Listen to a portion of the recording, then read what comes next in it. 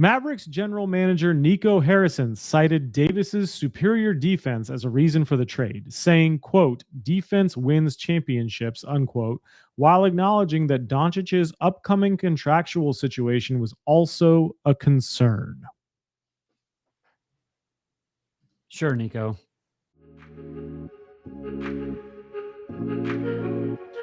Welcome to Essential Coaching Conversations with Kyle and Asim. The real, relevant, necessary conversations to help you navigate coaching, teaching, learning, and life.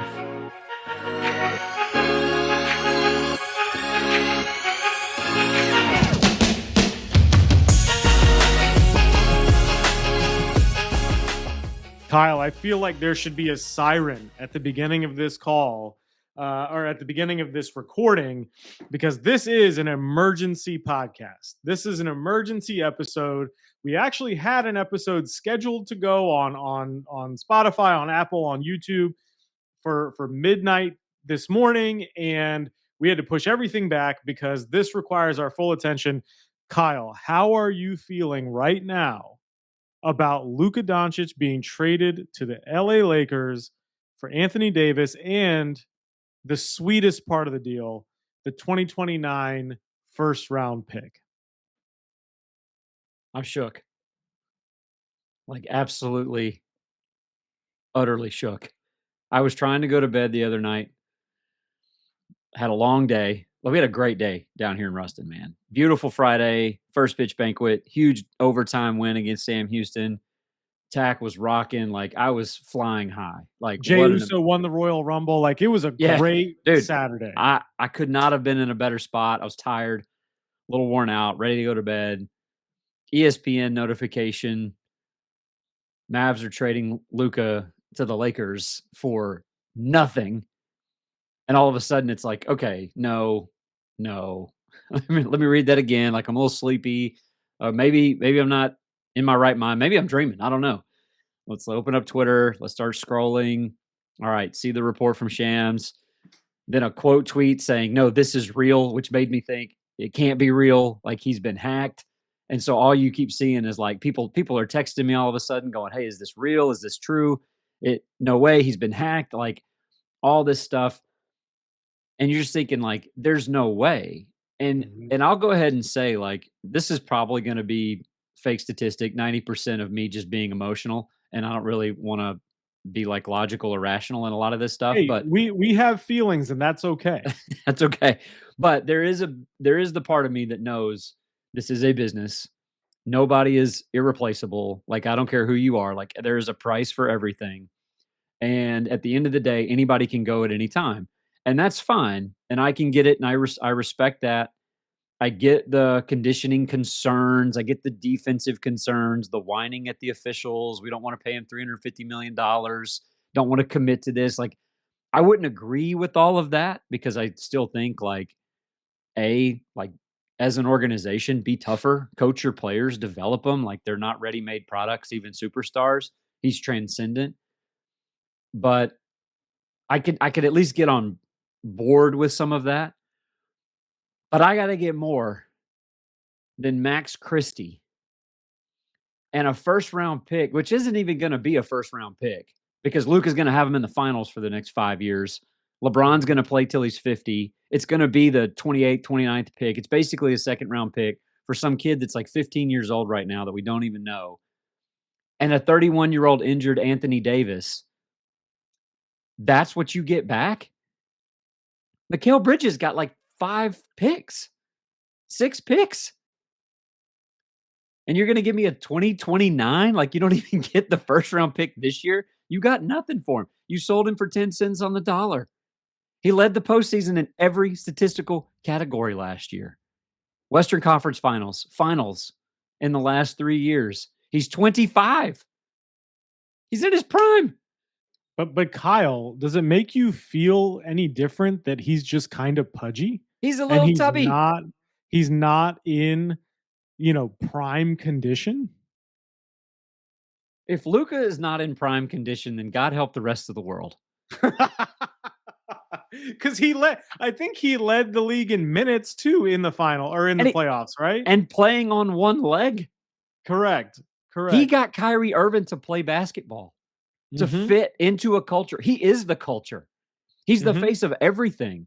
In a world where the Dallas Cowboys are America's team and the most, whatever franchise in terms of profit and money and this and that, regardless of how far down Jerry Jones tries to drive them into the ground, Luka was bigger than all of that. Mhm. He's got Dirk. His statue in number 77 should be next to Dirk's in and out of that arena in 12 to 15 years. Guy could have played till Mhm. he was 40 by virtue of how he plays. He's not Correct. Russell Westbrook. He's not John Morant. He's not Dwayne Wade. He doesn't fly around and put his body at risk. And that's part of his brilliance is because of the way he's built. It allows somebody like that to play forever and ever and ever. And is probably going to be a multi-time MVP, get you to a couple of championships. Like the story was written, man. Dirk hung around. Like, in a world where everybody wants to move to the next thing and the grass is always greener, it's trickling down to college, high school, even junior high. Luka wanted to stay. Nobody's ever wanted to play in Dallas. Luka wanted to stay. And so again, if you feel like in your heart of hearts you're never going to win a championship with Luka, and that's truly what you believe, then okay. We can talk about that. But for you not to shop him, for you not to leak it and drive up prices and Mhm. try to create leverage, and you call your buddy, if I hear the word Rob Pelinka come out of Nico Harrison's mouth one more time, like, you don't work for him. You don't work for the Lakers, bro. You're the Mavs GM. Stop trying to do everything you can to make the Lakers better. Well, so you are gonna hear Rob Pelinka's name again, because we have a clip, and I wanna play this clip because one of our friends actually sent the she asked me, "Hey, have you seen that clip of Jason Kidd?" And I was like, "What are you talking about? Like, I'm not keeping up with Jason Kidd. Like, I don't know what clip you're talking about." And she was like, "Oh no, the clip of Jason Kidd sitting next to Nico Harris at the press conference where they're talking about the trade, and it's like their reaction to the trade in front of the media." And so I go on YouTube, and there's a short that we're gonna play right now, and it's not the both of them sitting there. It's just focused. It's like zoomed in on Jason Kidd's face as Nico Harris is talking about how the trade came to be and all of that. I'm not going to say too much more about it, but for those that are watching on YouTube, you will see this. For those that are listening, you're going to hear it, and I we will link this in the show notes. Please go watch Jason Kidd's face and is talking about how this trade took place. Other teams besides the Lakers about this deal? No, and I'd like to give Rob Pelinka a lot of credit. Trades, you guys have been around here, trades don't happen at the smallest level without stuff getting out. And Rob and I were able to have, really intense conversations over the course of, 3 or 4 weeks that started out as a coffee that, was more, hey, would you ever, I don't know, would I? Let me think of, and then it built upon that. And we kept it between us. We had to keep it tight. J Kidd didn't know about it, but J Kidd and I are aligned, and we talk about archetypes and we talk about the culture that we want to create. So I know the type of players that he likes without actually talking to him. Hey, would you like, So I know that, and J Kidd coached them when they won the championship. So I think when you're aligned with your coach like that, I know the type of players that he likes. And so I felt good about it making sense to where we're trying to go. Right.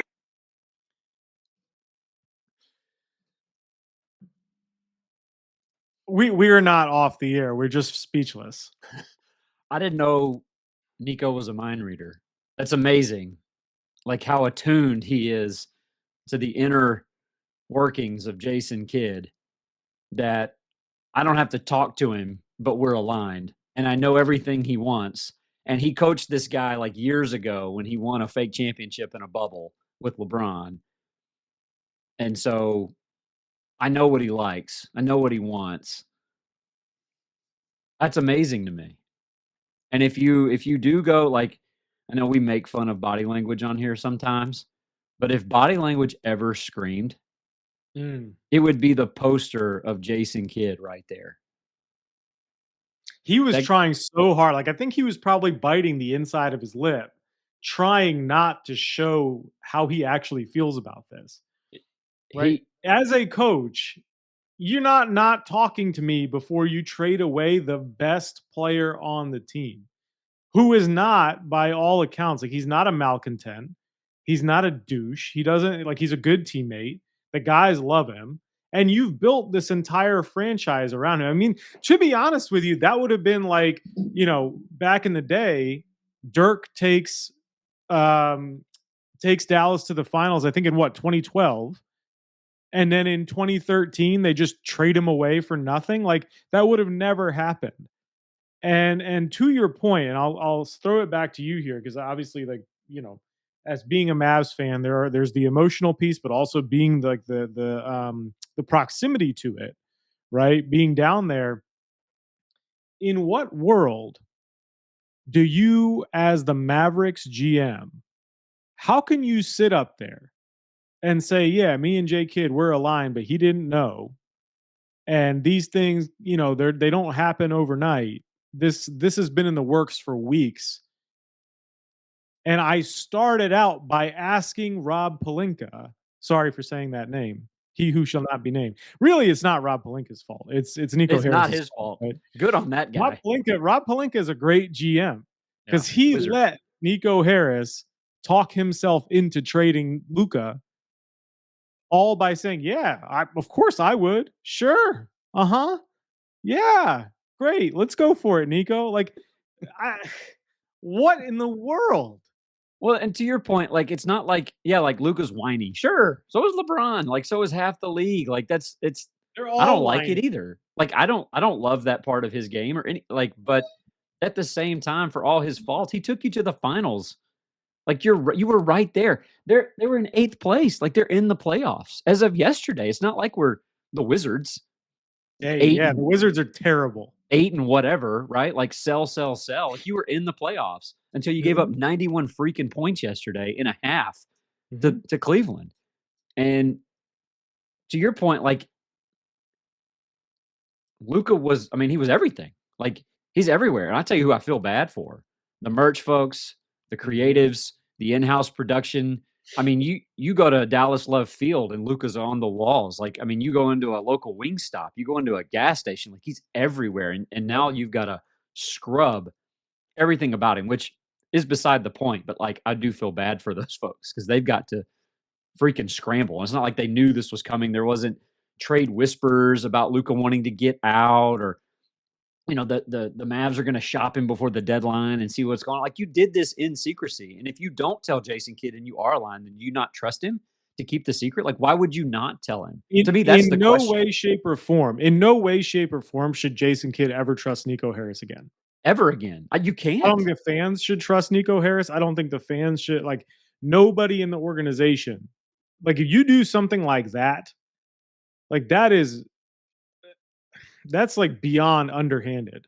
And again, like, I'm not against, again, I wouldn't trade him, but, like, we could have the conversation of, like, hey, so when that first came across and I saw Luka being traded in a 3-way to the Lakers in a 3-way team trade, I saw the word Anthony. And my first thought was, oh my God, they're getting Anthony Edwards. Like, I don't want to get rid of Luka, but if you get back what is Anthony Edwards, like 21, 22? Like, sure, next Michael Jordan phenom, and, like, you're getting younger, and you're getting Anthony Edwards along with 3 picks, and Luka goes to the Lakers in some 3-way thing. And I was like, okay, like, I don't like it, but at least I would understand that. And then I took a little bit extra time to read past the word Anthony, and I saw the word Davis. Not Edwards, Davis. We're bringing him back. Like, Anthony, AD he's incredible. One of the best rim protectors, defenders, all this and that. But again, if we're worried about Luka being a little pudgy at 25, we're not worried about Anthony Davis being nicknamed street clothes at 31. Like, Joel Embiid's probably the only one, and Zion have him beat in DMPs. I don't think Anthony Davis has ever played a full season. I would have to look it up. I don't know, but I would be willing to put $1 on it that he hasn't. And just based he on damn his well history. didn't lead anybody in minutes. No, and he didn't lead the entire playoffs in points, points, assists, rebounds, blocks, 3-point percentages, steals, everything. Like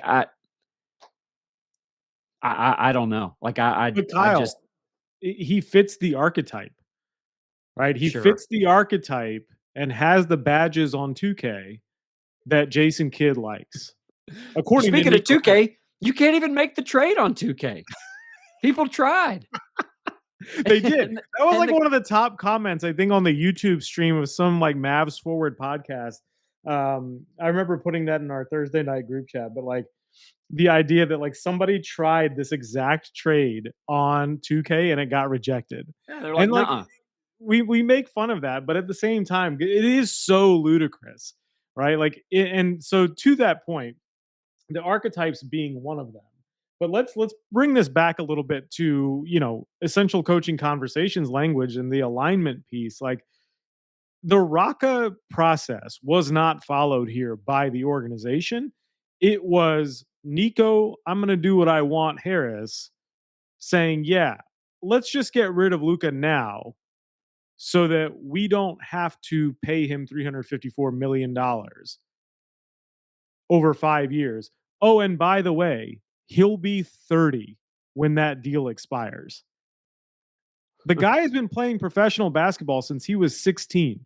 He is easily a top 3 player in the NBA. Easily. And like, he is archetypally a unicorn. Wouldn't you say? Archetypally, yes. Well, speaking of unicorn, he is a unicorn. The same franchise had Luka, Jalen Brunson, and Porzingis. Like recently. And they're all gone. And even to the point of like, oh, I know what type of player, you know, AD's won a champion. Kyrie's won championships. Clay's won championships. Like you already have pieces like that built around him. Like I don't know this for sure because like, again, we're nobodies and I don't hang out with Klay Thompson, but I believe like Klay Thompson went to Dallas to play with Luka. Correct. Kyrie went there. Everybody went to Dallas to play with Luka. They're not going there because they want to play in Dallas. They're going there because they want to play around somebody like that.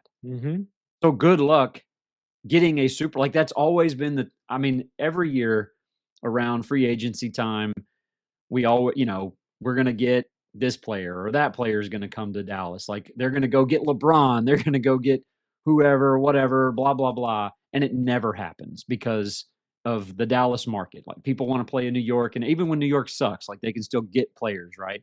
People want to go play in Miami. They want to go play for Boston. They want to play for LA. You had the superstar. You got all those years with Dirk, and Dirk somehow managed to get you a championship. And to be clear, let's talk about that for a second.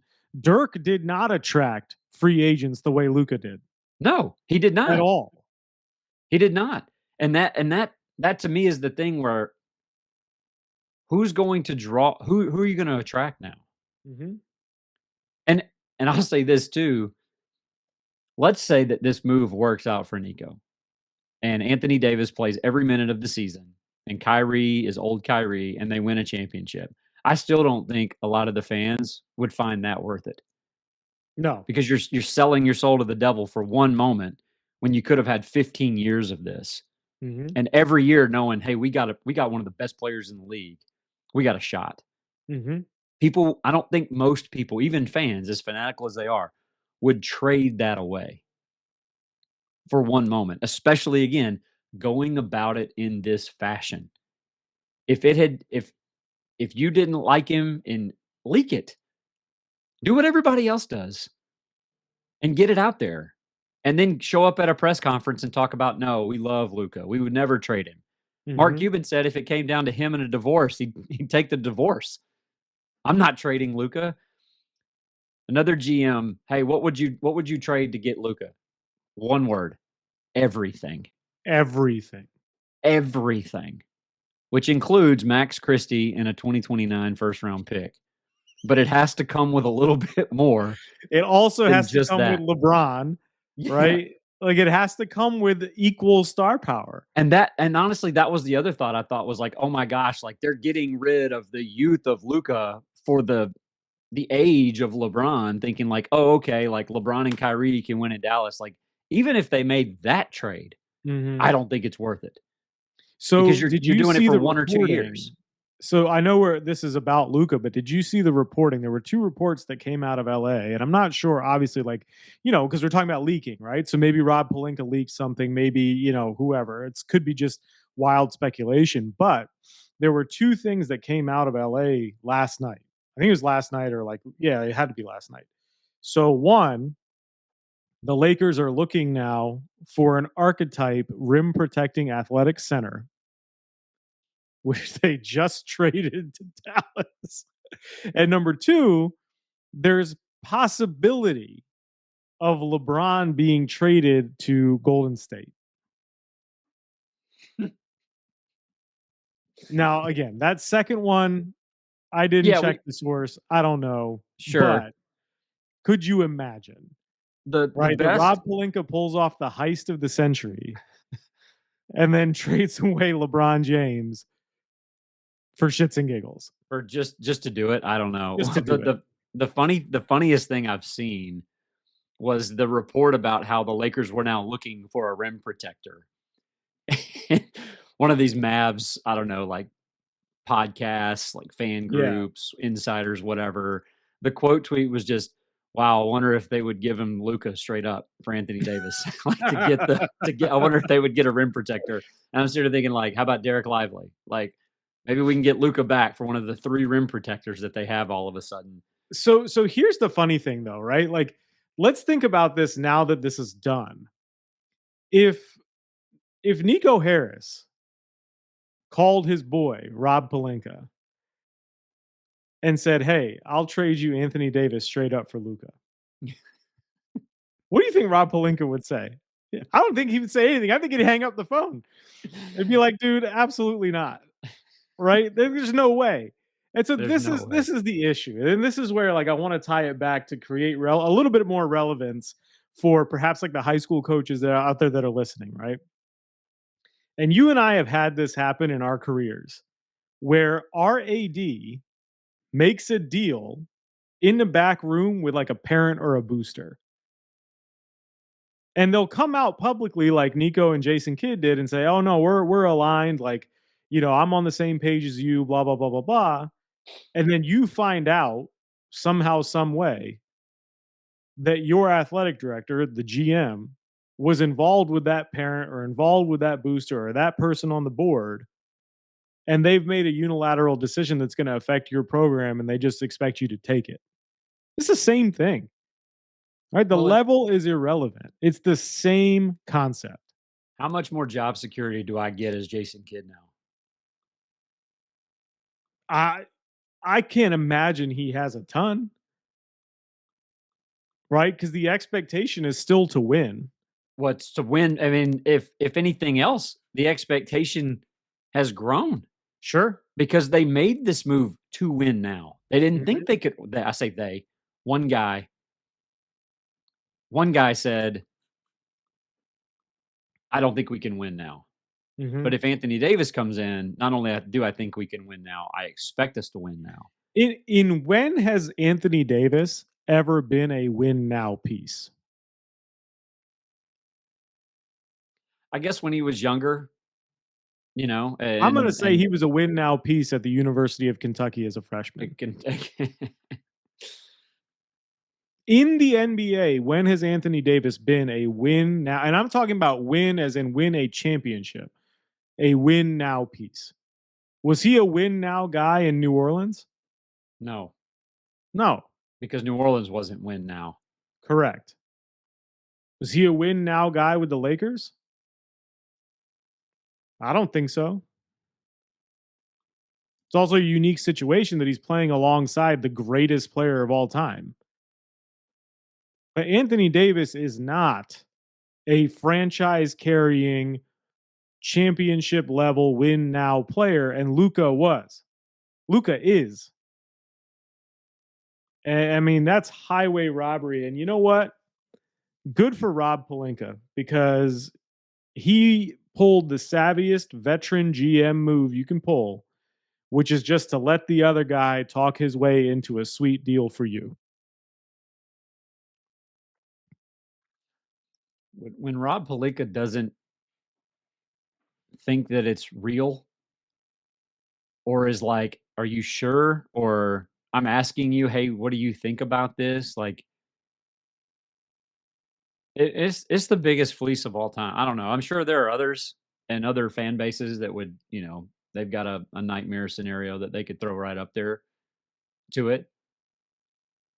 But in today's world where it's easy to leak something, it's easy to get something on social media and catch fire. Like, you could have driven the price up. Mm-hmm. Trade deadline's Thursday. Today's Monday. Mm-hmm. You had a week-ish to get literally anything for him, but you just call your buddy and say, "Hey, give me nothing. I'm ready to ship this guy." Like, that's the part. It just feels like malpractice. Mm-hmm. And I've Do never you been an do you NBA general think manager, but do you think that there's something? There's a lot we don't know. However, do you think there is something nefarious that we don't know about Luka being hurt, Luka's discipline record, something? I'm just speculating, right? We don't know, but it's so outrageous that it just seems like there has to be something else. I mean, it has to be. It has to be. And it would make more sense. And then we could all get Mhm. on board with it. But it's like the fact that Dallas is like doubling down on that there is nothing going on. Right, but then also, if you are the Lakers and there is something going on, why would you take the trade? Right. Exactly. Right? I don't know. Yeah. Bizarre. Let us know your thoughts, comments, DMs, carrier pigeons, all of the above. Go Stars. Yep. Kyle is seemingly renouncing now his Mav fan for life hashtag MFFL Just move the franchise. affiliation. Might as well sell the franchise, and yeah, go Stars. It's hockey season, right? Let's go, baby. 'Cause Number 2 in the NBA West. the NBA in Dallas is officially dead. 2 weeks ago, I had Luka and CeeDee Lamb, and now I have Max Christie and Marty Schottenheimer, Brian And a Schottenheimer, 2029 first round pick. and a 2029 first round pick. Which is, we're back at it for just one more second here. We got an article sent to us. Just want to read a couple of things. This is from ESPN.com. We'll put it in the show notes as well. Luka Doncic's father has spoken out, and Luka Doncic, sent a farewell message on Sunday and did not even mention the Mavericks organization. He thanked the fans, rightfully so, and the Dallas community because of, as Kyle alluded to, everything was all Luka all the time, and he was embraced by the community. He embraced the community in turn. And just to not to spend a whole lot of time on this, but his father, like we did earlier, accused the Mavericks of hypocrisy and criticized the quote secrecy with which they orchestrated the trade. And his father goes on to say Luka absolutely doesn't deserve this. But Kyle, I want to get your opinion on something that he who shall not be named, Nico Harrison, said. And I'll read this to you directly from the article, and then just say what comes to mind, I suppose. Mavericks general manager Nico Harrison cited Davis's superior defense as a reason for the trade, saying, quote, defense wins championships, unquote, while acknowledging that Doncic's upcoming contractual situation was also a concern. Sure, Nico. We know that that's bullshit coach speak. Defense does not win championships. This is why he had to do it in secret. Not just because Luka is the star, but also because if he had gone to anybody with a remotely modern basketball mind and said defense wins championships, outside of maybe Tom Thibodeau, he'd have been laughed out of every single room with anybody that knows anything about this game. I feel like superstars win championships. And you had one who was right there. Mm-hmm. Anyway. If the Mavs don't have the number one defense in the NBA for the remainder of the season, then does Nico get let go? How much of a leash does he have now? I am sure it's a lot shorter than it was. Got to be short. It's got to be shorter than it was. My question I also want to know is, when did Luka find out, and when did the ownership find out? Well, that's some of the stuff that's hard to believe too. Like LeBron whips up on the Knicks, triple-double, goes to like Olive Garden, and then gets a text that Luka's coming to LA. Like it's just hard to believe, man. But this is so asinine that it had to be done this way, like you said. Because who else would go about it in their right mind? Like, I don't know. I'm still shook. I'm not over it. I'm shook too, man. And this article makes it even worse because it's just for such a stupid, like, coach speaky, antiquated reason. But anyway, postscript over. Have a great day.